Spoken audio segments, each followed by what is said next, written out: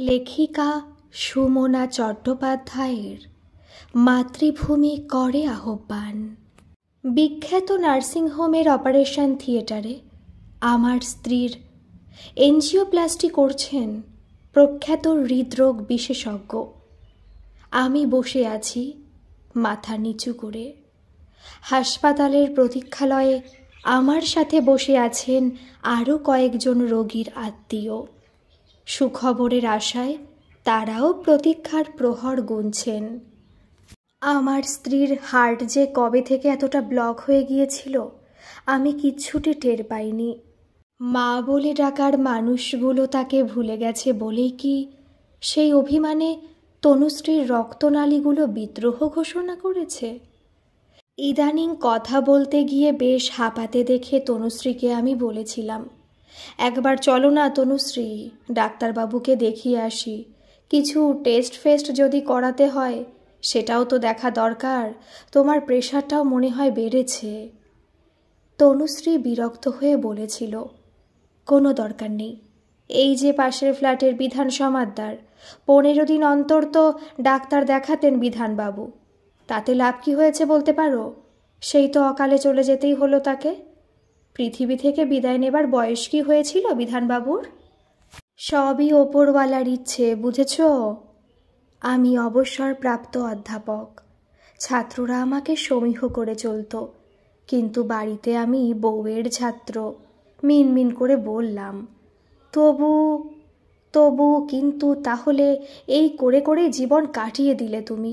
অতিরিক্ত আবেগপ্রবণ হলে এমনই হয়। আমি তো দিব্যি আছি, চিন্তা নেই গো। এত তাড়াতাড়ি আমার হাত থেকে তুমি মুক্তি পাচ্ছ না। আমার পাশে বসে আছেন এক মধ্যবয়সী মহিলা। একটু আগে তিনি ফোনে কথা বলছিলেন কারো সাথে। চিন্তা করিস না বাবু, দেখিস তোর বাবা ঠিক ভালো হয়ে যাবে। আমি ভদ্রমহিলার দিকে তাকাতেই তিনি বললেন, একটা কথা জিজ্ঞাসা করব স্যার, আপনি কি বঙ্গবাসী কলেজে পড়াতেন? আপনি কি বিকেজি স্যার? আমার নাম বিমল কৃষ্ণ গাঙ্গুলি। ছাত্রছাত্রীরা আমাকে বিকেজি বলে ডাকত। বঙ্গবাসী কলেজে আমি বাংলা পড়াতাম। বললাম, হ্যাঁ, কেন বলুন তো? ভদ্রমহিলা বললেন, আমি দেবশ্রী, ওই কলেজ থেকে বাংলা অনার্স নিয়ে পাশ করেছি, আমি আপনার ছাত্রী ছিলাম। কত ছাত্রছাত্রী প্রতি বছর আসে যায় আমার মনে পড়ল না। দেবশ্রী মলিন হেসে বলল, আমার ছেলে স্যার, কতবার যে ফোন করে বাবার শরীরের খোঁজ খবর নিয়েছে। খুব ভালোবাসে আমাকে, ওর বাবাকে। বাবার শরীর খারাপ বলে আজ কলেজে পর্যন্ত যেতে চাইছিল না, আমি জোর করে পাঠালাম। ওর আজ পরীক্ষা ছিল, এই একটু আগেই ওর পরীক্ষা শেষ হয়েছে। বললাম, ও আচ্ছা, ভগবানকে ডাকো, সব ঠিক হয়ে যাবে। ভগবানকে ডাকা আর ডাক্তারের কাছে আত্মসমর্পণ করা ছাড়া আর আমাদের উপায় কি স্যার? দেবশ্রী টয়লেটের দিকে গেল। দেবশ্রীর কথা শুনে আমার বেশ অন্যরকম লাগছিল। আমার এক পুত্র এবং এক কন্যা, দুজনেই নিজেদের কেরিয়ার সম্পর্কে যথেষ্ট সচেতন। আমার ছেলে সৌমাভ যখন উচ্চ মাধ্যমিক দিচ্ছে আমার প্রবল জ্বর হয়েছিল। জ্বরের ঘোরে আমি ভুল বকছিলাম। সৌমাভকে তখন এতটুকু বিচলিত হতে দেখিনি। পরীক্ষা দিয়ে যখন সৌমাভ বাড়ি ফিরেছিল তখন আমি অনেকটা সুস্থ। সৌমাভ বাড়ি ফিরে বলেছিল, ঠিক আমার পরীক্ষার সময় অসুস্থ না হলেই তোমার চলছিল না, তাই না? দেবশ্রী টয়লেট থেকে ফিরে এসেছে, আমাকে প্রণাম করতে এলো। আমি বললাম, থাক থাক, এখনও বহু পুরনো অধ্যাপকের সাথে সাক্ষাৎ হলে মানুষ তাহলে প্রণাম করতে আসে। দেবশ্রী বলল, আপনার মুখটা খুব শুকনো দেখাচ্ছে স্যার, জল খাবেন? এনে দেব? আমি মাথা নাড়ালাম। দেবশ্রী বলল, ম্যাডামের কিছু হয়েছে স্যার? আপনি একাই এসেছেন? মানে আমি বলতে চাইছি আপনার বয়স হয়েছে, এত বয়সে সব কিছু একা সামলানো খুব কষ্টকর। ছেলে মেয়ে আত্মীয়, তাদের কোনো খবর দেননি? বললাম, সবাই খুব ব্যস্ত। কথাটা বলার সঙ্গে সঙ্গে মনে পড়ছিল সমরেশ মজুমদারের লেখা সেই বিখ্যাত লাইনগুলো, আমি টাকা জমাচ্ছি, যেদিন অনেক অনেক টাকা হবে, সময় কেনার মতো টাকা, সেদিন কিছু সময় কিনে নেব। লেখক অফুরন্ত সময় আর শূন্য অজুহাতের এক পৃথিবী বানাতে চেয়েছিলেন। সময় বোধহয় টাকা দিয়ে কেনা যায় না, ব্যস্ততার অজুহাতায় বিশ্বাস করতে হয়, কারণ সেটাই তুলনামূলকভাবে সোজা। আমাকে কেউ ভালোবাসে না, এই কঠিন সত্যটা বিশ্বাস করতে কষ্ট হয়। মনে হয় কোথাও কোনো প্রাণ নেই, বেঁচে থাকার অবলম্বন নেই, মাটি নেই যে মাটিতে পা রেখে আমরা শক্ত হয়ে দাঁড়াই। দেবশ্রী অবাক হয়ে তাকালো। একজন সিস্টার এসে দেবশ্রীকে কিছু বলতেই সে চলে গেল। একজন পৌর ভদ্রলোক বললেন, আপনার ছাত্রী জীবনের ছায়াছবি সম্পর্কে বেশ অজ্ঞ মশাই। আসলে ছেলে এখনও কলেজে পড়ে, তো যখন চাকরি পাবে, নিজের পায়ে দাঁড়াবে, যখন বাবার প্রতি এত উৎকণ্ঠা ওনার ছেলের থাকবে না, ঠিক তখনই উনি বাস্তবটা বুঝতে পারবেন। কেউ কাঁচা নয় মশাই, আসলে ওই যে যুধিষ্ঠির বলেছিলেন, প্রতিদিন জীবজন্তু যায় জম ঘরে, শেষ থাকে যারা তারা ইহা মনে করে, আপনারা চিরজীবী না হইব ক্ষয়। আমরা বুঝি সব দাদা, কিন্তু যতক্ষণ পর্যন্ত আমরা সেই অপ্রিয় পরিস্থিতির সম্মুখীন না হই, ততক্ষণ আমরা চোখ থেকেও অন্ধ। সবাই যখন এক প্রকার নিশ্চিত এই পৃথিবীতে আমি একেবারে নির্বান্ধব, ঠিক সেই মুহূর্তে আমার ফোনটা বেজে উঠল। আমাদের বাড়ির তৃতীয় সদস্য পলা ফোন করেছে আমাকে। কাকিমা এখন কেমন আছে কাকাবাবু? আপনি ফিরবেন কখন? পলা আমার বাড়ির কর্মসহায়িকা। পলার বিয়ে হয়নি। পলা বলে, বেঁচে গেছি। বিয়ে হলে স্বামীর হাতে মার খেয়ে মরতে হতো, ছেলে মেয়ে বড় হলে তারাও কি রেহাই দিত আমাকে? পলাকে আমি আমার দেশের বাড়ি থেকে নিয়ে এসেছি। আমার দেশের বাড়ি ক্যানিং থেকে যখন পলাকে নিয়ে এসেছিলাম, তখন ওর বয়স 16 বছর। আমার মা আমাকে জন্ম দিয়েই মারা যান। আমাকে মানুষ করেছিলেন ঠাকুমা। ঠাকুমা যখন মারা যান, সেই বছরই সৌমাভু আর তনুশ্রীকে নিয়ে আমি ক্যানিং গিয়েছিলাম। সৌমাভুর তখন 2.5 বছর বয়স। সৌমিলি তখনও জন্মায়নি। খেলতে খেলতে সৌমাভু কখন পুকুরের সামনে চলে গেছে আমরা কেউ খেয়াল করিনি। খেয়াল করেছিল পলা। এক হাত দিয়ে আঁকড়ে ধরে তাকে বাড়ি ফিরিয়ে এনেছিল। আমি পলার হাতে টাকা দিতে যেতেই পলা মাথা নেড়ে বলেছিল, না না, টাকা চাই না আমার। আপনি আমাকে কলকাতায় আপনার বাড়ি নিয়ে গিয়ে রাখবেন কাকাবাবু। ভাইকে দেখাশোনা করব, ঘরে আর যা যা কাজ করতে বলবেন সব করে দেব। তনুশ্রী বলেছিল, কিন্তু তোর বাবা মদ দেবে কেন? পলা বলল, কি যে বলো তুমি কাকিমা, আমার একটা হাত নেই, মুখের বাগালে পোড়া দাগ। বাবা তো আমাকে ঘাট থেকে নামাতে পারলেই বাঁচে। আমি জিজ্ঞাসা করেছিলাম, কি করে হলো এরকম? পলা বলল, রাস্তায় পড়ে থাকা বোমাকে বল ভেবে আমার ছোট ভাইটা ধরেছিল কাকু। তারপর সে বোম ফেটে আমার 7 বছরের ভাইটা মরে গেল।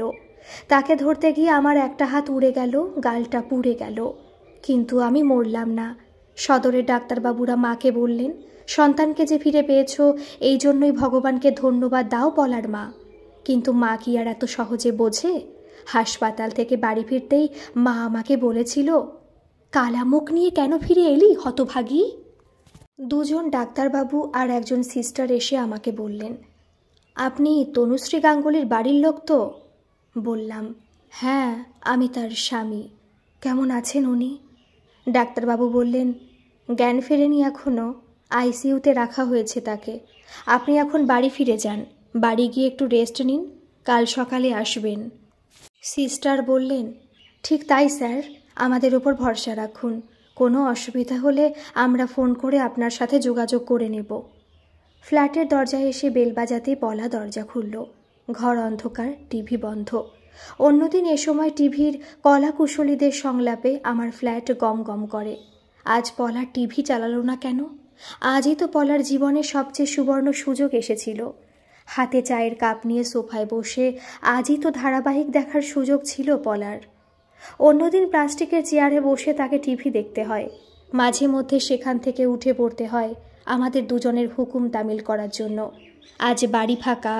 তনুশ্রী তো পলার মা নয় যে তার দুঃখে পলাকে মুহ্যমান হয়ে থাকতে হবে। তনুশ্রীর ছেলেমেয়েরা এখন কি করছে?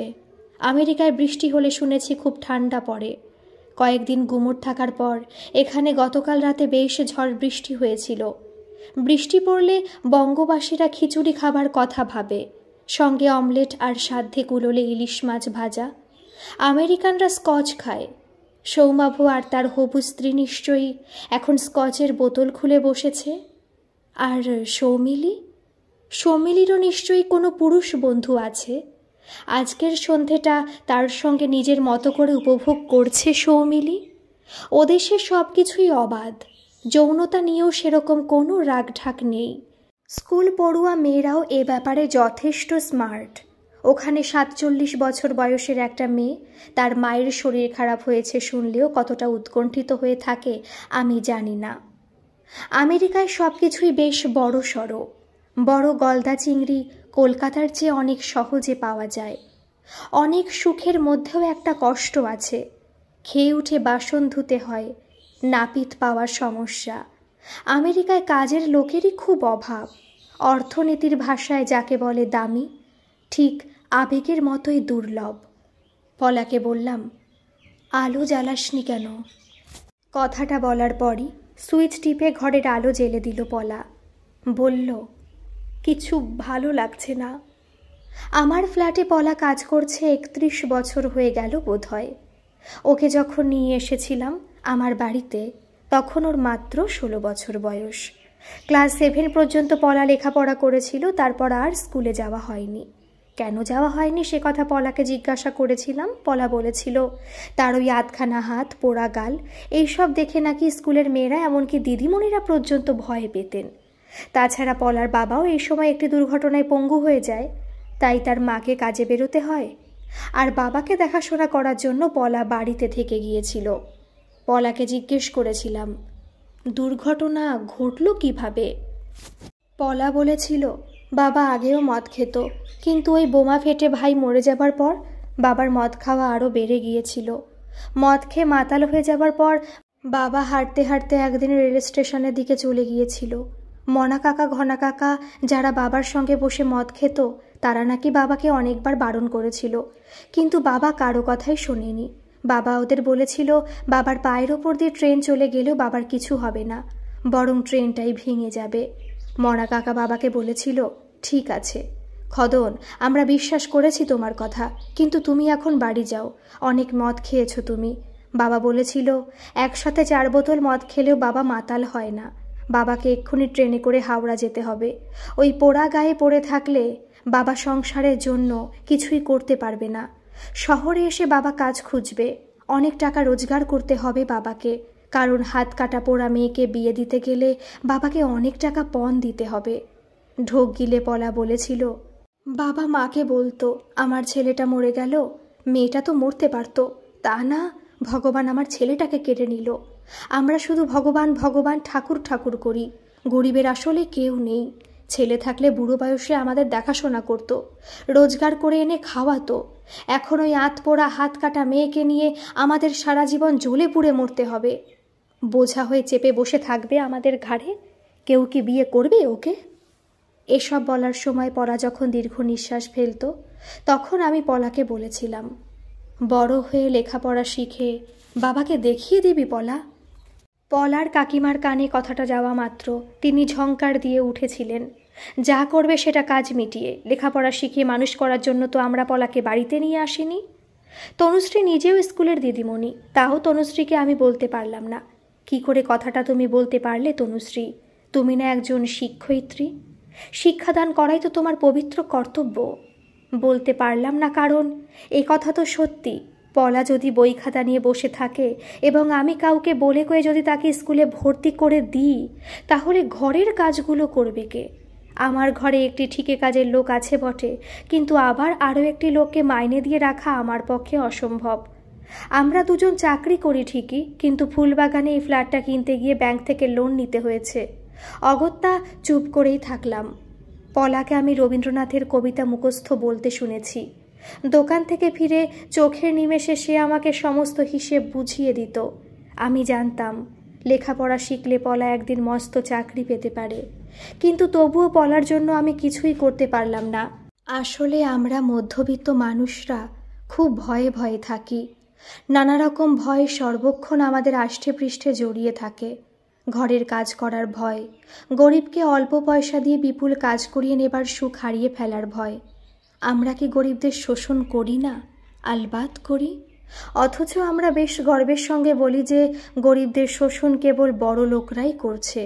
এ ব্যাপারে মধ্যবিত্ত শ্রেণী একেবারে নিরপরাধ, কোনো দায় নেই আমাদের। আমরা মধ্যবিত্ত মানুষরা এই কাজেও বেশ পটু। নিজের দোষ অন্যের ঘাড়ে চাপিয়ে দিতে আমরা সিদ্ধহস্ত। তাই সে সময় পলার লেখাপড়া শেখার বিষয়টা যখন তুচ্ছ হয়ে গিয়েছিল, তখন সেই পুরো দোষটাই আমি তনুশ্রীর ওপরে চাপিয়ে দিয়ে বেশ নিশ্চিন্ত বোধ করেছিলাম। কিন্তু আমার কি কিছুই করার ছিল না? পলা আমার নিজের গ্রামের মেয়ে। দেশ ছেড়ে বিদেশে চলে গেলে আমরা তো অনায়াসে তাকে বিশ্বাসঘাতক বলি। আমার ছেলে সফটওয়্যার ইঞ্জিনিয়ার, মেয়ে অর্থনীতি নিয়ে লেখাপড়া করছে। সাহিত্য বিষয়ে ওরা কেউ তেমন আগ্রহী ছিল না। আমি কোনো দিন লেখাপড়া নিয়ে ওদের ওপর কোনো রকম জোর খাটাইনি। বাংলার মাস্টার বলে এমনিতেই ওরা আমাকে তাচ্ছিল্যের দৃষ্টিতে দেখত। ওদের প্রিয় মানুষ ছিল ওদের মা। তনুশ্রী ইংরেজি সাহিত্য নিয়ে লেখাপড়া করেছে। বাংলা নিয়ে খুব কম মানুষই আদিক্ষেতা করেন। ওটা ভাষা দিবসের উৎসবের জন্য তোলা থাকে। যেমন শুনেছি মাতৃদিবসে মাকে বৃদ্ধাশ্রম থেকে নিয়ে এসে ফেসবুকে ছবি পোস্ট করা হয়। আমার ছেলে মেয়ে দুজনই পর্যায়ক্রমে আমাকে যথাসময়ে জানিয়েছিল এদেশে থাকলে অনেক অনেক ডলার তারা রোজগার করতে পারবে না। মেয়ে বলেছিল ভারতবর্ষে গবেষণার তেমন সুযোগ নেই। মোট কথা, কেরিয়ার তৈরি করতে গেলে, সিঁড়ি দিয়ে উপরে উঠতে গেলে মা আর মাতৃভূমি নিয়ে অযথা আবেগ শরীরের বাড়তি মেয়েদের মতো ঝরিয়ে না ফেললে নিজেরই ক্ষতি। ছেলে বলেছিল, ওই কথাটা শুনেছ তো বাবা, মাতৃভাষা মাতৃদুগ্ধ ঠিকই, কিন্তু মা যদি অসুস্থ হন তখনও কি মাতৃদুগ্ধ শিশুটির জন্য একই রকম অমৃত থাকে? আজ ওদের মায়ের শরীর খারাপ। দুপুরে খাবার খাওয়ার পরেই তনুশ্রী অসুস্থ হয়ে পড়েছিল। দুপুরে খেতে বসে তনুশ্রী আমাকে বলেছিল, আমাকে কথা দাও বিমল, আমার শরীর খারাপ হলেও, এমনকি মরে গেলেও তুমি ছেলে মেয়েদের কিচ্ছুটি জানাবে না। ছেলে মেয়েরা আজকাল আর তেমন ফোন টোন করে না। বুঝলাম এক প্রকার অভিমান থেকেই তনুশ্রী কথাগুলো আমাকে বলেছে। অথচ মাতৃভাষাকে, মাতৃভূমিকে অবজ্ঞা করার শিক্ষা তো ওরা একদিন ওদের মায়ের কাছ থেকেই পেয়েছিল। তনুশ্রী নারী স্বাধীনতায় বিশ্বাসী ছিল। তনুশ্রীর সাথে যখনই আমি কোনো রেস্টুরেন্টে খেতে গেছি, বিশেষত বিয়ের আগে, রেস্টুরেন্টের বিল মেটাতো তনুশ্রী। বাধা দিতে গেলে তনুশ্রী বলতো, মেয়েরা বিল মেটালে তোমাদের মেল ইগো হার্ট হয়, তাই না? আমি বলেছিলাম, তোমার এরকম মনে হলো কেন? তনুশ্রী বলেছিল, কারণ টাকা দেবার অধিকারটা তোমরা ছাড়তে চাও না। Very simple. এভাবেই তোমরা মেয়েদের ওপর কর্তৃত্ব বজায় রাখতে চাও। এই তনুশ্রী বিয়ের পর থেকে আমি বাথরুমে ঢোকার আগে আমার হাতের কাছে তোয়ালে রেখে দিত। কলেজে বেরোনোর আগে আমার পোশাক বের করে রাখত। বিয়ে বাড়িতে কোন পাজামা পাঞ্জাবি মানানসই হবে, কোন রুমালটা নেব, সেটাও ঠিক করে দিত তনুশ্রী। জ্বর হলেও বিছানা থেকে ক্ষীণ স্বরে বলতো, রান্না করেছিস পলা, তুই সব সাজিয়ে রাখ, আমি আসছি রে, তুই পারবি না। ও কতটা ভাত খাবে, কোন তরকারি কতটা খাবে তুই বুঝবি না। হ্যাঁ রে পলা, বেশি তেল মশলা দিসনি তো? আজ রান্নার সময় আমি থাকতে পারলাম না। মাছটা হালকা করে ভেজেছিস তো? কড়া করে ভাজলে উনি খেতে পারেন না। টুকরো টুকরো কথা বলতে বলতে উঠে আসতো তনুশ্রী। আমার মনে হতো আমি কতটা ভাত খাবো সেটাও ঠিক করার দায়িত্ব ওর ওপরেই থাকলে ক্ষতি কী? ছেলেমেয়েরা বলতো আমি তাদের মায়ের গৃহপালিত জীব। সহকর্মীদের মুখে শুনেছি বিয়ের পর থেকে তারাও ক্রমে ক্রমে স্ত্রীর গৃহপালিত পশুতে পরিণত হয়েছেন। কথাটা বলার সময় তাদের মুখে খেদ নয়, সুখের হাসি ছড়িয়ে পড়তে দেখেছি। আজ আমি বাড়ি ফিরেছি, কিন্তু আমার হাতে তোয়ালে পাজামা এগিয়ে দেবার জন্য তনুশ্রী নেই। তনুশ্রী এখন আইসিইউতে। তনুশ্রীর জ্ঞান ফিরবে তো? সুস্থ হয়ে বাড়ি ফিরবে তো তনুশ্রী? আমার ফ্ল্যাটে সুখের অভাব নেই, কিন্তু তনুশ্রীকে ছাড়া আমি একা থাকবো কি করে? কথাটা মনে আসতেই আমার হাত পা ঠান্ডা হবার উপক্রম হলো। লোকে বলে নারী পুরুষের বুকে মাথা রেখে নির্ভরতা খোঁজে, আর পুরুষরা কি নারীর বুকে মুখ রেখে আত্মসমর্পণ করতে চায় না? আমার মনে হয় পুরুষদের মানসিক গঠন নারীর তুলনায় দুর্বল। তাই কি পুরুষ বিয়ের পরে স্ত্রীর কথায় এক নিমেষে নিজের রক্তের সম্পর্ককে, নিজের পরিবারকে তুচ্ছ করে দিতে পারে? ও কাকা, শুনতে পাচ্ছ না? কখন থেকে ডাকছি তোমাকে, তোয়ালেটা নাও। কি এত ভাবছ গো কাকু? এত চিন্তা করো না, তুমি দেখো কাকিমা ঠিক ভালো হয়ে যাবে।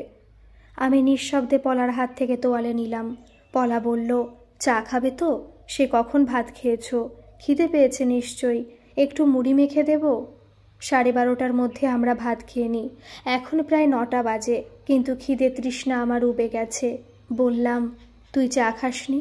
পলা বলল, একা একা চা খেতে ইচ্ছে করলো না, তোমরা কেউ নেই। পলার শুকনো মুখের দিকে তাকালাম, তারপর বললাম, শুধু 1 কাপ চা কর, দুধ চিনি ছাড়া। আজ বেশ গুমোট। বাথরুমে ঢুকে শাওয়ার খুলে দিলাম। আজ আমি যতক্ষণ খুশি শাওয়ারের তলায় দাঁড়িয়ে থাকতে পারি, আমাকে কেউ বলবে না, এই কি হলো, তাড়াতাড়ি বেরোবে তো? কিন্তু আমার ধারণা যে ভুল, সেটা মিনিট 15 পরেই টের পেলাম। বাথরুমের ভেতরে শাওয়ারে জলের শব্দ ছাপিয়ে পলার আতঙ্কিত স্বর কানে এলো, কাকু, তুমি ঠিক আছো তো? আমার আশ্চর্য লাগছিল এই ভেবে যে আমরা না থাকলে পলার চা করে খেতেও ইচ্ছে করে না, টিভিতে ধারাবাহিক দেখতে ইচ্ছে করে না। এত মায়া আমাদের ওপর কখন জন্মালো ওর? গ্রাম থেকে আমি পলাকে নিয়ে এসেছিলাম, ওকে ভালোবেসে তো নয়, খাটিয়ে নেব বলে। নিজের গ্রামকে, নিজের মাটিকে কি আদৌ কখনো ভালোবেসেছিলাম আমি? তাহলে কি কলকাতায় চলে আসতে পারতাম? কলকাতায় আসার পর কতবার গেছি আমি আমার গ্রামের বাড়িতে। বাবার মুখে শেষ জলটুকু দিয়েছিল বাল্যবন্ধু বিজয়। আমি শুধু বাবার মুখে আগুনটুকু দিয়েছিলাম। তারপর গুছিয়ে নিয়ে এসেছিলাম জমির কাগজপত্র, বাড়ির দলিল, মা আর ঠাকুমার গয়নার বাক্স ঠাকুমা নিজেই আমাদের বিয়ের পরপরই তনুশ্রীর হাতে দিয়ে আশীর্বাদ করেছিল। শুধু তো শুষে নিয়েই গেছি, কি করেছি গ্রামের মানুষগুলোর জন্য?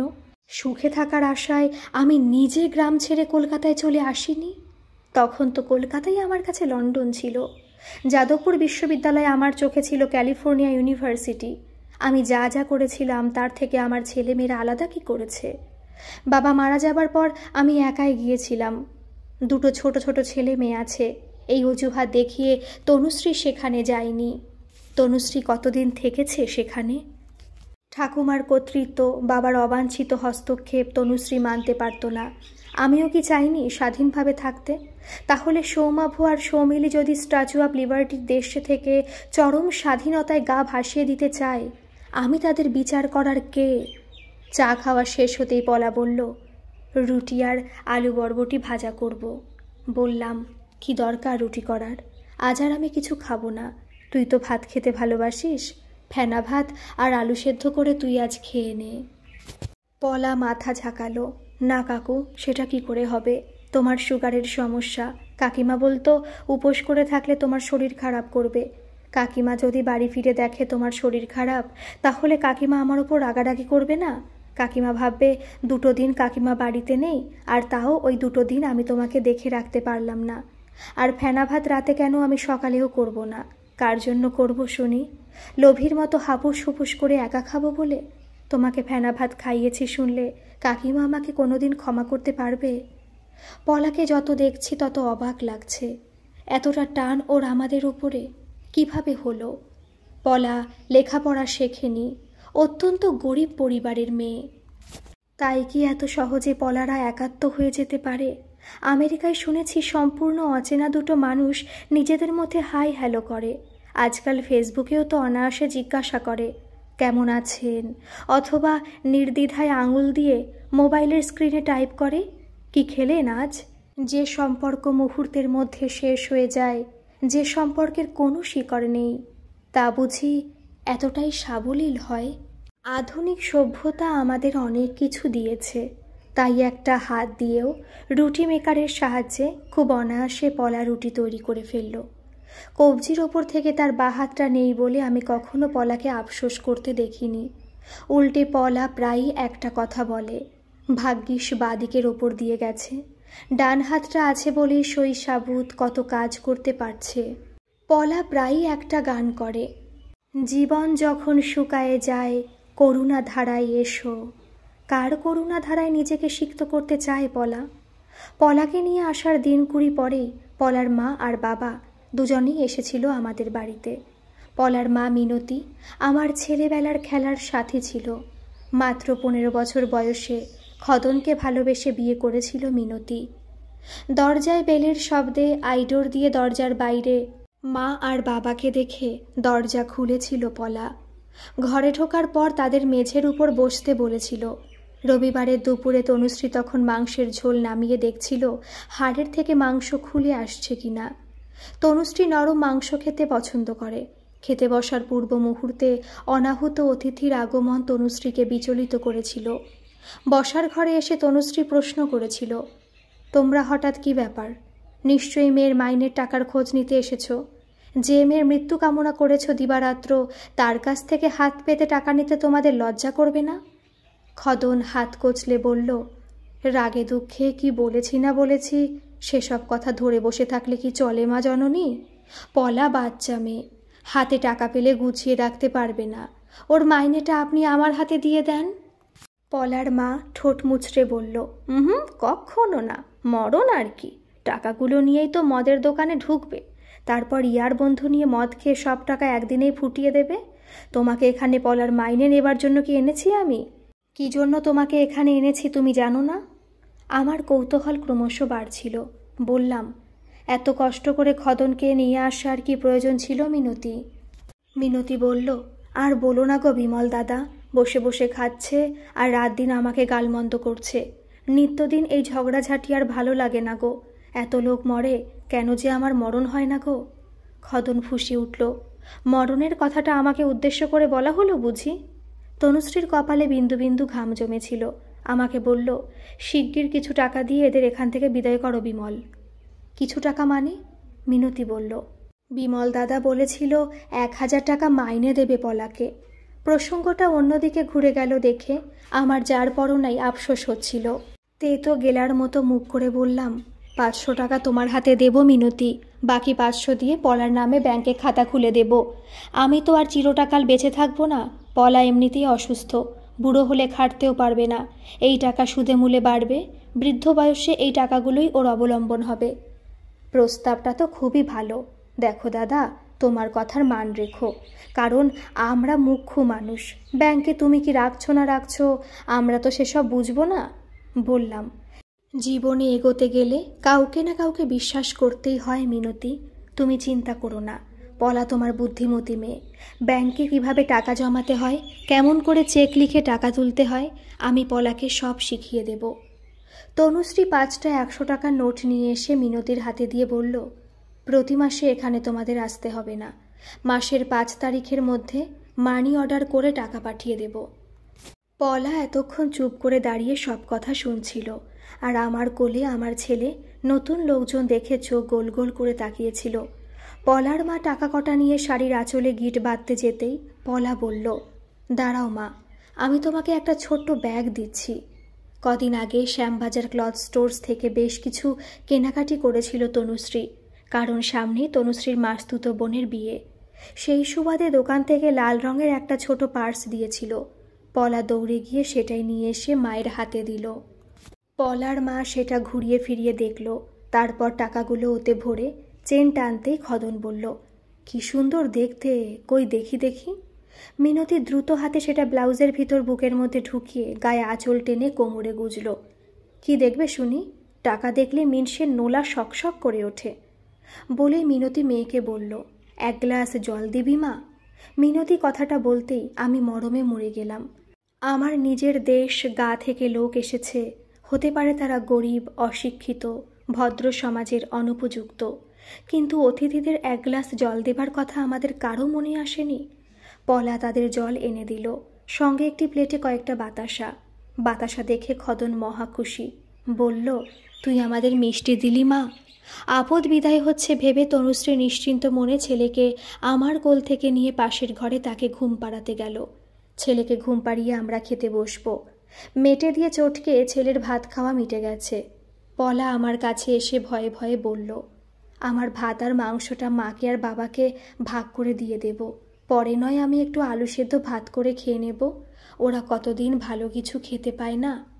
এ বাড়িতে তনুশ্রীর কথাই যে শেষ কথা, সে কথা সেদিন তুড়ি মেরে উড়িয়ে দিয়ে আমি পুরুষ সিংহের মতো চেঁচিয়ে উঠলাম, অবশ্যই অবশ্যই, আমার নিজের দেশ থেকে লোক এসেছে, ভাত না খাইয়ে কি ছাড়া যায় নাকি? বলেই ভাবলাম কথাটা তনুশ্রীকে পরে বুঝিয়ে বললেই হবে। এই দুপুরে ভাত না খাইয়ে বিদায় করলে গৃহস্থের অকল্যাণ হবে না? তুমিই বলো, কাজটা আমি ঠিক করেছি কিনা? ওদের খাওয়ার পর আমরা খেতে বসতে পারবো, কিন্তু তার আগে মনে হয় এই সব ঘরদোর আর একবার পলাকে ফিনাইল দিয়ে মুছতে হবে। আমরা মধ্যবিত্তরা বড়লোকদের শোষক শ্রেণী আখ্যা দিয়ে নিজেদের নিপীড়িত ভেবে তাদের ওপর আক্রোশে ফুঁসি বিদ্বেষ ভাব পোষণ করি। আবার গরিবদের ঘৃণা করতেও আমাদের রুচিতে বাধে না। ব্যতিক্রম অবশ্যই আছেন। আমি কোনোদিনই কারো সাথে বিতর্কে যেতে চাই না।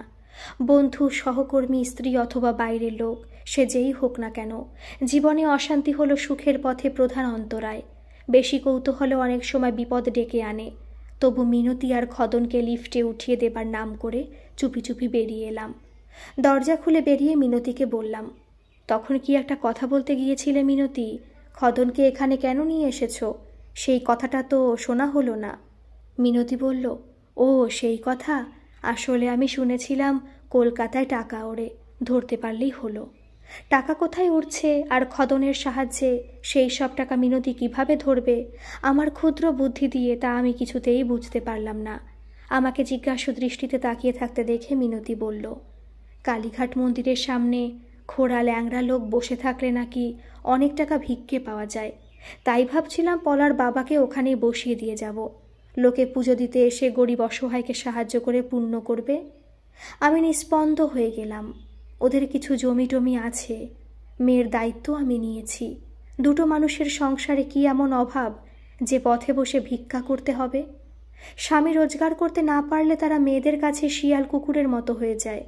কথাটা এতদিন শুনেছিলাম, আজ যেন হাতে নাতে প্রমাণ পেলাম। বললাম, আমি যেন শুনি মিনতি, এখান থেকে তুমি সোজা ঘরে ফিরে গেছো। এসব আজে বাজে চিন্তা মাথার থেকে ঝেড়ে ফেলো। খদনকে নিয়ে তুমি গ্রামে ফিরেছ কিনা আমি বিজয়কে চিঠি লিখে তার খোঁজ নেব। একটা কথা সবসময় মনে রাখবে মিনতি, মেয়ে যেখানে যত দূরেই থাকুক এমন কোনো কাজ তোমরা করবে না যাতে মেয়ের সম্মান নষ্ট হয়। মিনতি ম্লান হেসে বলল, আমার মেয়েকে তোমরা আশ্রয় দিয়েছ, তাই তোমার কথার মর্যাদা আমরা রাখবো দাদা। কিন্তু মেয়ের কথা যখন তুললেই তখন বলি, মেয়ে কি আর আমাদের মেয়ে থাকবে দাদা? কল খুললেই জল পড়ছে, সরু চালের ভাত খাচ্ছে, মাছ মাংস ডিম এলাহি ব্যবস্থা, গন্ধ সাবান দিয়ে গা ঘষছে। এত সুখ ছেড়ে সে কি গ্রামে গিয়ে দুটো দিনও থাকতে পারবে? তার সাথে আজ থেকে শুধুই আমাদের টাকার সম্পর্ক। সৌমাভ বিদেশ যাবার পর আমাকে প্রতি মাসে ডলার পাঠাবে বলেছিল। তনুশ্রী রাজি হয়নি। কথাটা মনে পড়তেই আমি স্বস্তির নিঃশ্বাস ফেললাম। গরম তেলে পলা যেই সবজি ছাড়ল, অমনি সঙ্গে সঙ্গে ফ্ল্যাটের নিস্তব্ধতা ভঙ্গ করে চড়বড় করে আওয়াজ হলো, আর তার সাথে পাখির ডাকের শব্দ ভেসে এলো। এখন এই সময় আবার কে বিরক্ত করতে এলো? দরজায় বেলের শব্দে মনের মধ্যে চাপা বিরক্তি নিয়ে আমি দরজা খুলতেই দেখি তিনতলার ফ্ল্যাটের মিসেস মজুমদার তার 4 বছরের ছেলে পিকলুর হাত ধরে দাঁড়িয়ে আছে। মনে মনে ভাবছি, এই রাত 10টার সময় ভদ্রমহিলা এইটুকু ছেলেকে নিয়ে আমার ফ্ল্যাটে কি জন্য এসেছেন? পিকলু আমার দিকে ভ্রু কুঁচকে তাকালো। দিদু কোথায়? আমার দিদুকে ডাকো। আমাদের সময়ে, মানে আমরা যখন ছোট ছিলাম, বড়রা কেউ নাম জিজ্ঞাসা করলে আমরা নাম তো বলতেই পারতাম না, বরং বিচিত্র সুরে কেঁদে উঠতাম। আমি অবাক হয়ে গেলাম। আমি হলাম একজন সম্মানীয় অধ্যাপক, প্রফেসর বিকেজি, 62 বছর বয়স এখন আমার। আমাকে কিনা প্রশ্ন করছে ওইটুকু পুচকে একটা ছেলে। কি দিনকাল পড়েছে। পিকলুর মা আমার দিকে তাকিয়ে হাসল। কিছু মনে করবেন না মেসোমশাই, আমার ছেলেটা দিদু বলতে একেবারে অজ্ঞান। মাসিমা নাকি ওকে আজ বলেছিলেন জবা ফুল এঁকে দেবেন। আমি ওদের ভেতরে ডেকে বসালাম। সোফায় বসে পিকলুর মা ফের বলতে শুরু করলো, বিশ্বাস করুন মেসোমশাই, আমি বারণ করেছিলাম, কিন্তু ছেলে একেবারে নাছোড়। ও নাকি আজ দুপুরে ফ্ল্যাটের নিচে অ্যাম্বুলেন্স আসতে দেখেছে। দুটো লোক নাকি স্ট্রেচারে করে অ্যাম্বুলেন্সে উঠিয়েছে মাসিমাকে। পিকলু নিজের চোখে এসব দেখেছে। সেই বিকেল থেকে বলছে। আমি বলেছিলাম কেউ কিছু দেখলো না, শুধু তুই দেখলি, আর যখন দেখলি তখন আমাদের ডাকলি না কেন? ও বলল, পাপা মাম্মি বলে চেঁচিয়ে ডেকেছিলাম তো তোমাদের। পাপা বলল, আহ পিকলু, রোজই তো অফিসের তাড়া থাকে, আজ রবিবার, একটু শান্তিতে খেতে দাও আমাদের। পিকলু উত্তেজিত হয়ে বলল, তারপরই তো দিদুকে নিয়ে গাড়িটা হুশ করে চলে গেল। পিকলুর মা বলল, আমি পাশের ফ্ল্যাটের মালিয়া বৌদিকে জিজ্ঞাসা করেছিলাম, ও বলল, তাই তো, তনুশ্রীদি প্রায় সন্ধ্যের দিকে ফোন করে, আজ তো করেনি। তারপর মোড়ের মাথায় মিষ্টির দোকানে মিষ্টি আনতে গিয়ে পিকলুর বাবা শুনে এসেছে এই বিল্ডিং থেকে একটা অ্যাম্বুলেন্স গেছে বটে। পলা এসে দাঁড়িয়েছে আমার চেয়ারের পাশে। ও বলল, কাকিমা হাসপাতালে ভর্তি আছেন পিকলু সোনা, তুমি দেখো কাল পরশুর মধ্যেই তোমার দিদু ঠিক বাড়ি চলে আসবে, তখন তোমাকে জবা ফুল এঁকে দেবে। পিকলুর গলায় ঘোর বিশ্বাস। ঠিক বলছো তো? পিকলুর মা কপালে হাত ঠেকালেন। তাই যেন হয় ঠাকুর, মাসিমা মানুষটা এত ভালো ছিলেন। উঠে দাঁড়িয়ে পিকলুর মা বলল, আমি এখন যাচ্ছি মেসোমশাই। পিকলুর মা কথাটা বলতেই পলা বলল, যাওয়া নয় গো দিদি, বলো আসছি, এসো আবার। এসব ভদ্রতা পলা ওর কাকিমার কাছ থেকে শিখেছে। মলিন মুখে পিকলুকে নিয়ে ওর মা চলে গেল। আমি অসামাজিক হলেও তনুশ্রী যে সকলের সাথে খুব মেলামেশা করত আমি সেটা জানি, কিন্তু পাতানো নাতির সাথে যে তনুশ্রীর এতটা সখ্যতা গড়ে উঠেছে সেটা আমি বুঝিনি। সুজয় মজুমদার এখানে নতুন এসেছেন, এখানে অনেকগুলো ফ্ল্যাটই রিসেল হয়েছে। পিকলু আর ওর মায়ের ভাবভঙ্গি দেখে আমার মনে হলো ওরা কাল সকালে কি দুপুরের পরে হয়তো আবার আসবে, তখন ওদের সাথে আরও কেউ কেউ থাকতে পারে। কথাটা ভাবতেই আমার একরকম অস্বস্তি হচ্ছিল। কে জানে এরা আবার দল বেঁধে নার্সিংহোমে তনুশ্রীকে দেখতে যাবার আবদার করবে কিনা। অনেকদিন আগে গজেন্দ্র কুমার মিত্রের একটি ছোট গল্প পড়েছিলাম, দেখতে আসা। সেখানে রোগীকে দেখতে গিয়ে তার প্রিয়জনেরা নিজেদের সুখ দুঃখের কথা বলতেই ব্যস্ত। আমার এসব একেবারেই ভালো লাগে না। তনুশ্রী অসুস্থ হবার পরই তার মোবাইল আমি সুইচ অফ করে দিয়েছিলাম। কি মনে হতে সুইচ টিপে মোবাইল অন করলাম। ডাটা চালু করতেই দেখলাম অসংখ্য মিসড কল। ঝড়ের বেগে উড়ে আসছে মেসেজ। তনুশ্রী সকলের এত কাছের ছিল, আমি আতিপাতি করে শুধু দুটো নাম খুঁজছিলাম, পেলাম না, সৌমাভ আর সৌমিলি। তনুশ্রীর আদরের সোম আর মিলি। দেখলাম বেশিরভাগ মেসেজ এসেছে একটা হোয়াটসঅ্যাপ গ্রুপ থেকে। এরা মনে হয় তনুশ্রী স্কুলবেলার বন্ধুদের গ্রুপ। কলেজের বন্ধুদের নিয়ে গ্রুপ আছে, স্কুলের সহকর্মীদের নিয়ে, এমনকি এই ফ্ল্যাট বাড়ির কয়েকজন সদস্যকে নিয়ে গ্রুপ আছে। এতগুলো গ্রুপের সক্রিয় সদস্য ছিল তনুশ্রী। এত সময় পেত কখন তনুশ্রী? কৌতূহলী হয়ে ওর স্কুলের গ্রুপটা খুলতেই চোখে পড়ল কয়েকটা টেক্সট। মৌবনি লিখেছে, কি ব্যাপার বলো তো তনুশ্রীর? বুড়ো বরের সঙ্গে চুটিয়ে প্রেম করছে, বুঝতেই পারছি। এখানে দ্রব্যমূল্য বৃদ্ধি নিয়ে এরকম একটা ডিবেট হয়ে গেল আর স্ত্রী একেবারে চুপ। সুদেষ্ণা মিত্র লিখেছেন, কি যাতা বলছিস বলতো, 60 পেরিয়ে আমরা এখন সিনিয়র সিটিজেন, ছেলে মেয়েদের বিয়ে হয়ে গেল, প্রেম করার বয়স কি আছে আমাদের? মৌবনি ফের উত্তর দিয়েছে, তুই তো চিরকেলে বুড়ি একটা, 52 বছরেই বুড়িয়ে গেছিস। থাকে থাকে ম্যাডাম, 62তেও প্রেম থাকে। তখনও উত্তম সুচিত্রার মতো দুজন দুজনের চোখের দিকে নিঃশব্দে তাকিয়ে থেকে প্রেম করা যায়। প্রেম তখন দেহকে তুচ্ছ করে মনে কিল মারে, বুঝেছিস? তোকে আর কি বোঝাবো, বেনুবনে মুক্ত ছড়িয়ে লাভ কি বল? তনুশ্রীর মুখটা মনে পড়তেই তার বন্ধ চোখের পাতায় এসে সত্যি দুমদুম করে হাতুড়ি মারছিল আমার বুকে। তপতি লিখেছে, আরে বাবা, সেই কলেজের ভর্তি হবার সময় থেকে প্রেম করছে ওরা। সুদেষ্ণা তো কিছু জানে না রে, আমরা বলতাম made for each other. Sudeshna তো আর ওখানে পড়েনি, ও কি করে জানবে বল?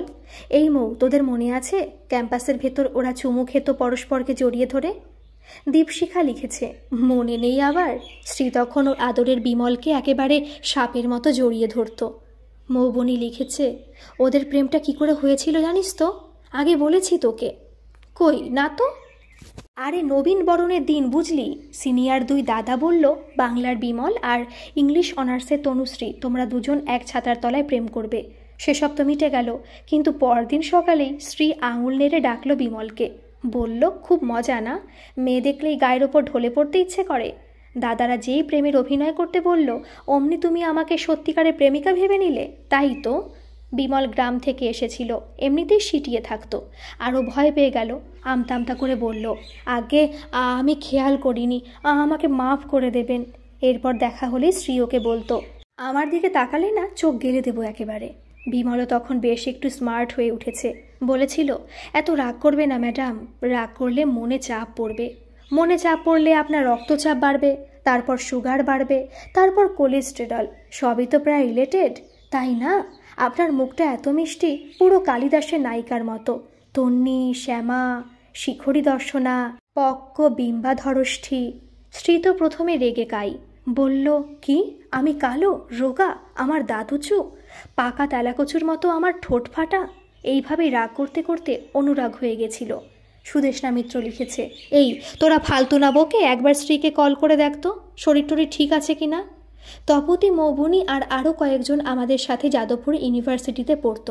19 বছর বয়সের স্মৃতিগুলো বুকের মধ্যে যেন সজোরে ধাক্কা মারছিল। প্রথম চুম্বনের আকাঙ্ক্ষা, পরিতৃপ্তির পর আরও কিছু পাওয়ার প্রত্যাশা থেকে জন্ম নেওয়া অতৃপ্তি, সব যেন স্মৃতির কোলাজ হয়ে মনের পর্দায় ভেসে উঠছিল। বুকের আঁচল হঠাৎ সরিয়ে যেদিন প্রথম ছুঁয়ে দেখেছিলাম তনুশ্রীর যৌবন, কপট রাগ দেখে তনুশ্রী সেদিন আমার বুকে নখ দিয়ে আঁচড় কেটেছিল। তারপর কত কাঠখড় পুড়িয়ে তনুশ্রীর রাশভারী বাবাকে রাজি করানো, বিয়ে করা, তনুশ্রীর মা হওয়া, সে তো বিশাল একটা উপন্যাস। আর এই এত সব কিছুর মাঝে আমি ভুলে গিয়েছিলাম আমার স্কুল, আমার দেশের মাটি, আর তুলনামূলকভাবে পিছিয়ে থাকা সেখানকার হতভাগ্য মানুষগুলিকে। কপালে অসংখ্য বলিরেখা পড়া আমার বাবাকে। ক্যানিং তো আমার পিতৃভূমি। তনুশ্রীর ফোন আবার সুইচ অফ করলাম। কে জানে, হয়তো এখনই কেউ ফোন করে বসবে। কি বলবো আমি ওদের? তনুশ্রী অসুস্থ, তনুশ্রী ঘুমিয়ে আছে আইসিইউতে। ওরা যদি প্রশ্ন করে আমাকে, কেন এতক্ষণ কথাটা আমি জানাইনি ওদের? কি করে এই অবস্থা হলো তনুশ্রীর? কেন সময় মতো আমি ওর চিকিৎসা ব্যবস্থা করিনি? না, কিছুতেই না। এত মানুষের এত প্রশ্নের মুখোমুখি আমি কিছুতেই হতে পারবো না। তনুশ্রীর মা বাবা কেউ আজ নেই। তনুশ্রীর বাবা বেঁচে থাকলে নিশ্চয়ই আমাকে আজ ইরেসপন্সিবল বলতেন। বিয়ের পর কিছুদিন তনুশ্রীর বাপের বাড়িতে আমি ঘর জামাই ছিলাম। সেই সময় একদিন রাতে তনুশ্রীর অসহ্য মাথার যন্ত্রণা হয়েছিল। তনুশ্রীর রগ টিপে ধরে আমাকে ডাক্তার ডাকতে বলেছিল। আমার বাবার ঠিক এরকম মাথা যন্ত্রণা হতো। আমি ডাক্তার না ডেকে নিজেই দোকান থেকে ওষুধ এনে খাইয়ে দিয়েছিলাম, যে ওষুধটা বাবা খেতেন। তনুশ্রীর মাথার যন্ত্রণা তাতে বেশ কিছুটা কমলেও নিজেই ডাক্তারি করেছিলাম বলে শ্বশুরমশাই আমাকে দায়িত্ব জ্ঞানহীন বলেছিলেন। আমার ঘর জামাই থাকার কথা শুনে বাবা আমাকে বলেছিলেন, তুমি একটা স্পাইনলেস। যে ছেলে নিজের মান সম্মান বিসর্জন দিয়ে শ্বশুর বাড়িতে থাকে, সেই ছেলের জন্মদাতা আমি। কথাটা ভাবলেই আমার নিজের প্রতি ঘৃণা বোধ হচ্ছে। তোমার মা ভাগ্যবতী, এই দিনটা তাকে দেখতে হলো না। আমি বাবাকে ভয় পেতাম, শ্বশুরকে ভয় পেতাম, বউয়ের ভয়ে জুজু হয়ে থাকতাম। ছেলে যুবক হবার পর তাকে ভয় পাই। মেয়েকে শাসন করার চিন্তা কবেই মাথা থেকে ঝেড়ে ফেলে দিয়েছি। আমার মেয়েরা বন্ধুরা তাকে বলেছে, আমাদের পাপা ভীষণ অ্যাডভান্স, আর তোর পাপার তো একেবারে টিপিক্যাল মিডল ক্লাস মেন্টালিটি। কারোর সাথে একবার ঘনিষ্ঠ হলেই তাকে বিয়ে করতে হবে নাকি? সশব্দে মোবাইল বেজে উঠতেই কল রিসিভ করলাম। সীমা ফোন করেছে, তনুশ্রীর মামাতো দাদার স্ত্রী। আপনারা ভালো আছেন বিমলদা? আমাকে ক্ষমা করবেন বৌদি, জানানো হয়নি আপনাদের। তনুশ্রী এখন হাসপাতালে। কি বলছেন বিমলদা? কখন হলো এসব? আজ দুপুরে খাওয়ার পর অসুস্থ হয়ে পড়েছিল। কি সর্বনাশ! আমাদের জানাননি কেন? শিপ্রা, পাপু, বুবুন ওদেরও বলেননি নিশ্চয়ই? আর মিলি, সোম ওরা কিছু জানে না? মানে কাউকে কিছু এখনো? আপনি সেই একই রকম রয়ে গেলেন বিমলদা। না আমাদেরকে আপন করে নিতে পারলেন, না এই শহরটাকে। যে গ্রামকে নিজেই ছেড়ে এসেছিলেন তাকেই আজীবন মনের মধ্যে গেঁথে রাখলেন। না পারলেন ভুলতে, না পারলেন সেখানে গিয়ে কোনো দিন থাকতে। মনটাকে ত্রিশঙ্কু করে ঝুলিয়ে রেখে দিলেন।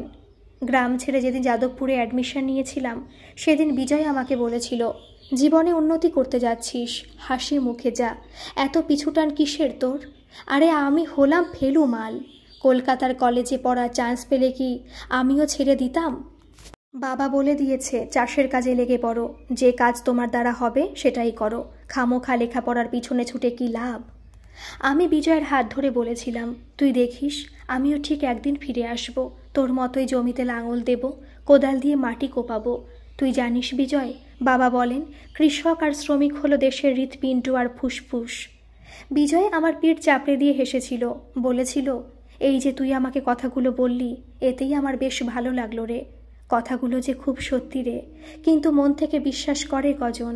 আমরা তো সেই শৈশবের অবিশ্বাসের পৃথিবীতে ঢুকে পড়েছি। যেদিন আমাদের মা স্তন্যপান করানোর আগে সেই অমৃত কুম্ভের অগ্রভাগে নিমপাতা মাখিয়ে দিয়ে ঠকিয়েছিল। আমাদের গ্রামের স্কুলে শিক্ষকতা করতে চাই শুনে তনুশ্রীর বাবা আমাকে বলেছিলেন, অধ্যাপকের চাকরি ছেড়ে গ্রামের স্কুলে পড়াবে তুমি? তাহলে আমার জামাই হবার আশা তুমি ত্যাগ করো। তুমি দেখছি একটা ইমোশনাল ফুল। জীবনে প্রমোশন পেতে গেলে ইমোশনস ছাড়তে হয়। এতদিন কেন যে ঝুলিয়ে রাখলে আমার মেয়েকে, সেটাই তো বুঝতে পারছি না। আবার ফোন। মিলি। কল রিসিভ করতে মেয়ের উত্তেজিত কণ্ঠস্বর কানে এলো। বাবা, মামি অসুস্থ, তুমি একবার জানালে না আমাদের? অত দূর থেকে কি করতে তোমরা? বাহ, তাই বলে তুমি আমাদের জানাবে না? তোমার দাদাকে জানিয়ে দিও। জানিয়েছি, যত তাড়াতাড়ি সম্ভব আমরা ইন্ডিয়া আসার চেষ্টা করছি। মেয়ে যোগাযোগ বিচ্ছিন্ন করলো। আজ মেয়ে আমাকে অনেক কথা বলেছে। গত 2 বছর তো কেমন আছো, আর ভালো আছি, এছাড়া মেয়ের সঙ্গে আমার আর কোনো কথাই হয়নি। পলা এসে বলল, এবার ফোন এলে আমি কথা বলবো, তুমি খেতে বসো কাকু, 11:30 বেজে গেছে। খাবার না খেলে তুমি ওষুধ খেতে পারবে না। পলাকে বললাম, আমাকে 2টোর বেশি রুটি দিস না পলা। পলা আমাকে খাবার বেড়ে দিয়ে চলে যাবার উপক্রম করতেই বললাম, তুইও এখানেই বসে পড় পলা। পলা কথাটা শুনে এমন করে আমার দিকে তাকালো যে আমার মনে হলো আমি মাতৃভাষা নয় জার্মান ভাষা বলেছি। পলা আমাদের রান্না করে দেয়, কিন্তু আমাদের সাথে খেতে বসেনি কোনো দিন। তনুশ্রী বলেছিল সেটা অস্বাস্থ্যকর হবে। পলার মুখ দেখে আমার মনে হলো ও ভাবছে আমার মাথা খারাপ হয়ে গেছে। পলা বলল, আমি যেখানে বসে রোজ খাই ওই রান্নাঘরের মেঝের ওপর বসে কোণের দিকে, সেখানেই বসছি। তোমার কিছু দরকার লাগলে আমাকে ডেকো। তাই তো, নিরুচ্চারে বললাম আমি। যে অদৃশ্য মজবুত অর্থনৈতিক বিভেদের দেওয়াল আছে আমার আর পলার মাঝখানে, তাকে কি এত সহজে ভেঙে দেওয়া যায়? আজ আমার পাশে বসে পলাকে খেতে বললে, পাগল না ভাবলেও পলা যে আমাকে মুখোশধারী শয়তান ভাববে না, তার নিশ্চয়তা কোথায়? খাওয়া শেষ হতেই ওষুধ মুখে ফেললাম। কর্কশ্বরে আবার বেজে উঠল ফোন। পলা কল রিসিভ করলো। তারপর একদম চুপচাপ। আমি বোতল উপুর করে জল খেলাম। পলা নিঃশব্দে আমার হাতে ফোন ধরিয়ে দিল। ও প্রান্তে মহিলার কণ্ঠস্বর কিঞ্চিত আর্দ্র, দ্বিধাগ্রস্ত। হ্যালো হ্যালো, শুনতে পাচ্ছেন? আমরা শেষ পর্যন্ত চেষ্টা করেছিলাম, কিন্তু তনুশ্রী গাঙ্গুলি, উনি কিছুতেই সারভাইভ করতে পারলেন না। Sorry sir, she is. মহিলা আরও কিছু বলতে যাচ্ছিলেন, কিন্তু আমার যেন মনে হলো ঘরের মধ্যে ভূমিকম্প হচ্ছে। পলা আমার হাত চেপে ধরল। তারপর কোনো রকমে আমার একটা হাত তার নিজের কাঁধের ওপর রেখে আমাকে আমার বেডরুম পর্যন্ত নিয়ে এলো। পলা আমাকে বিছানায় শুইয়ে দিল। আমি সারা রাত কাকের মতো চেয়ে বিছানায় চুপচাপ পড়ে রইলাম। আমার মনে পড়ছিল ঠাকুমার কথা। ঠাকুমা আমাকে ছেলেবেলায় বলতো, মানুষই পাখি। ঠাকুমার কথা শুনে আমি বলতাম, কি যে সব আবোল তাবোল কথা তুমি বলো ঠাকুমা। মানুষ তো মানুষই হয়, মানুষ কি কখনো পাখি হয় নাকি? মানুষ কি উড়তে পারে? আমাদের পিঠে কি ডানা লাগানো আছে নাকি? ঠাকুমা বলতো, আমাদের চোখের ভেতর যে মন আছে, সেই মনের ডানা থাকে দাদু ভাই। আমরা দেখতে পাই না, কিন্তু আছে তো। আর সেই মনের ডানায় ভর করে আমাদের যে কখন কোন ডালে গিয়ে বসতে স্বাদ হয়, তা আমরা কেউ আগের থেকে টের পাই না।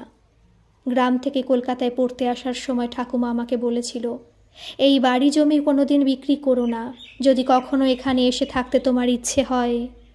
পরদিন সকালে হাসপাতালে গিয়ে দেখলাম তনুশ্রী চোখের পাতা বন্ধ। ওর বন্ধ চোখের ভেতর ইচ্ছের আর কোনো দিন ডানা মেলতে পারবে না। সোম আর মিলি ছাড়া সবাই এখানে উপস্থিত। ওদের ইন্ডিয়া আসতে দিন 15 লেগে যাবে। তার অনেক আগে, আজই ইলেকট্রিক চুল্লিতে ওদের মায়ের দেহ ভস্মীভূত হয়ে যাবে। তনুশ্রীর শ্রাদ্ধ শান্তি মিটে যাবার পর আমি পলাকে বললাম, ক্যানিং যাবি? ওখানে তোর মা আর বাবা এখনো বেঁচে আছে। পলা বলল, আর তুমি? আমিও যাব। তোমার এই এতদিনের পুরনো শহর, এত বই, এই ঘরে কাকিমার এত স্মৃতি, এসব ছেড়ে ওখানে গিয়ে কী করে থাকবে তুমি? বই তো প্যাকিং করে যেখানে খুশি নিয়ে যাওয়া যায় রে পলা।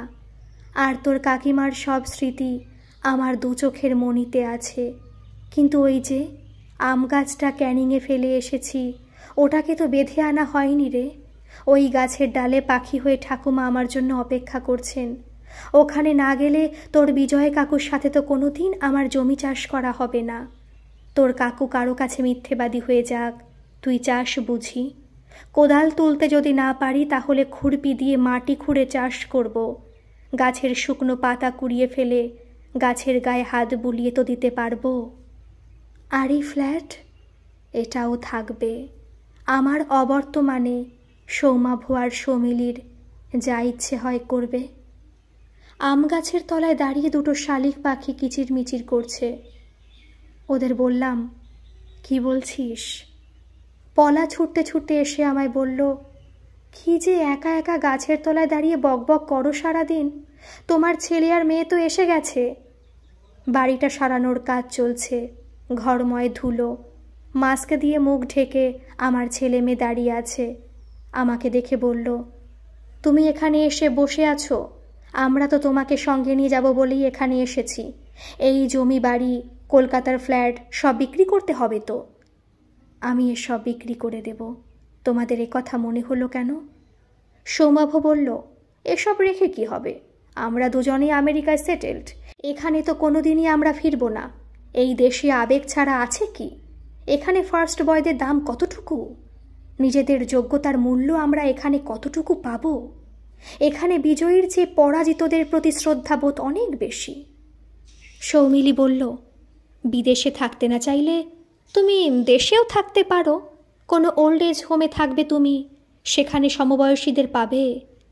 আমি নিজের মনে নিঃশব্দে হাসলাম। মনে মনে বললাম, ও তার মানে তোমরা এখানকার সব সম্পত্তি বিক্রি করে টাকা নিতে এসেছো। আমার সাথে দেখা করা তোমাদের লক্ষ্য নয়। শেষবারের মতো মায়ের সঙ্গে দেখা হলো না বলে তোমাদের মনে কোনো আফসোস না থাকাই স্বাভাবিক। মুখে বললাম, জীবনে ওপরে ওঠার সিঁড়িতে তোমরা সফল, কিন্তু আজ এখান থেকে একটা অপূর্ণ ইচ্ছে নিয়ে যে ফিরতে হবে তোমাদের। কারণ এই বাড়ি জমি কলকাতার ফ্ল্যাট কোনো কিছুই আমি বিক্রি করব না, তোমাদের সঙ্গেও যাব না, ওল্ড এজ হোমে গিয়েও থাকব না। এই গ্রামের মানুষগুলোর জন্য অনেক কিছু করার আছে আমার। এখনো ফুরিয়ে যাইনি আমি। পিছিয়ে পড়া কিছু ছেলে মেয়েকেও যদি শিক্ষাদান করতে পারি তাহলে আমি নিজেকে ধন্য মনে করব। এই দেশে অনেক অভাব আছে আমি জানি, তবু এই দেশ আমার মা। এখানে এখনো আমার শিকড় আছে, তাই এখানকার শিকড় ছিঁড়ে আমি কোথাও যেতে পারবো না। মাতৃভূমির আকুল আহ্বান যে আজও আমার রক্তের অনুপরমাণু শুনতে পায়। গল্পটি কেমন লাগলো অবশ্যই কিন্তু কমেন্ট করে জানাবেন। আর গল্পটি যদি আপনাদের ভালো লাগে প্লিজ একটা সাবস্ক্রাইব করে দেবেন। ধন্যবাদ।